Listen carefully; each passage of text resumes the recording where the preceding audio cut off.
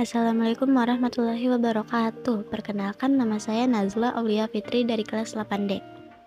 Kali ini saya akan membahas kedatangan bangsa Belanda di Jayakarta. Bangsa Belanda memulai pelayarannya pada tahun 1526 di bawah pimpinan Cornelis de Houtman. Para pedagang bangsa Belanda tiba di Banten. Dari Bandar Banten, pelaut Belanda melanjutkan pelayarannya ke arah timur dan mereka kembali dengan membawa rempah-rempah dalam jumlah yang cukup banyak. Setelah bangsa Belanda berhasil menanamkan kekuasaan perdagangan dan ekonomi di Indonesia, pada tanggal 20 Maret 1602, Belanda membentuk Kongsi Dagang VOC atau Foreign Oost-Indisch Compagnie yang dianjurkan oleh Johan van Oldenbarneveldt yang mendapatkan izin serta hak istimewa dari Raja Belanda.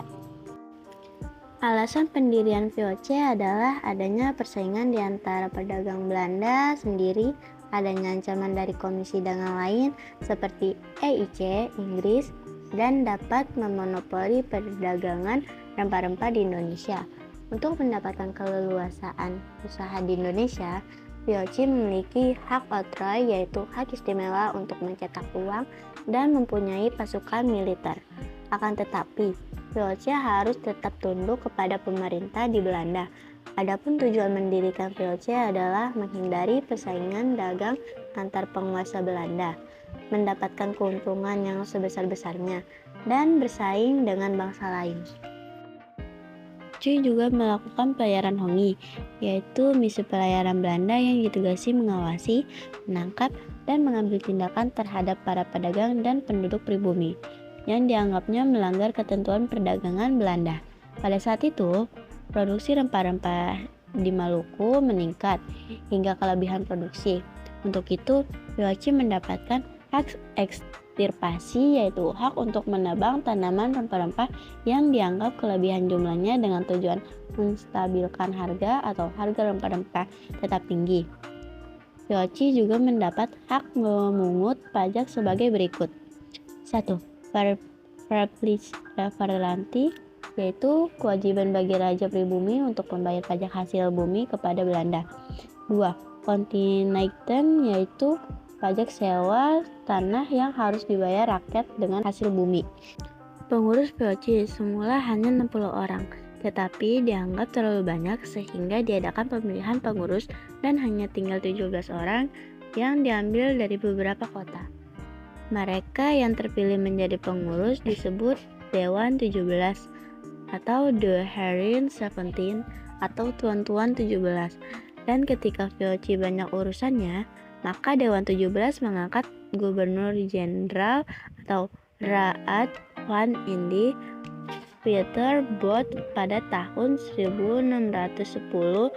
Ia adalah Gubernur Jenderal VOC yang pertama di Indonesia. Usaha VOC semakin berkembang pesat 1623 dan berhasil menguasai rempah-rempah di Ambon dalam peristiwa Ambon Massacre selanjutnya.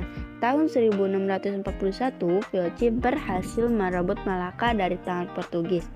VOC selalu menggunakan batik slot politik atau politik mencari untung. Pada tahun 1602 sampai 1799 dengan memegang monopoli Belanda di Indonesia.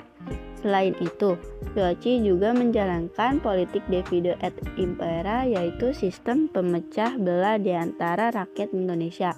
Alasan VOC mampu menguasai Indonesia pada masa itu disebabkan oleh hal-hal berikut. 1. VOC adalah organisasi dagang yang tertib dan para pengurusnya bekerja keras sehingga maju dengan pesat. 2. Para pedagang di Nusantara belum memiliki kesatuan dan persatuan yang kuat. 3. Banyak kerajaan di Indonesia yang mudah dikuasai VOC karena politik adu domba. Perjalanan kongsi dagang VOC lama-kelamaan mengalami kemunduran.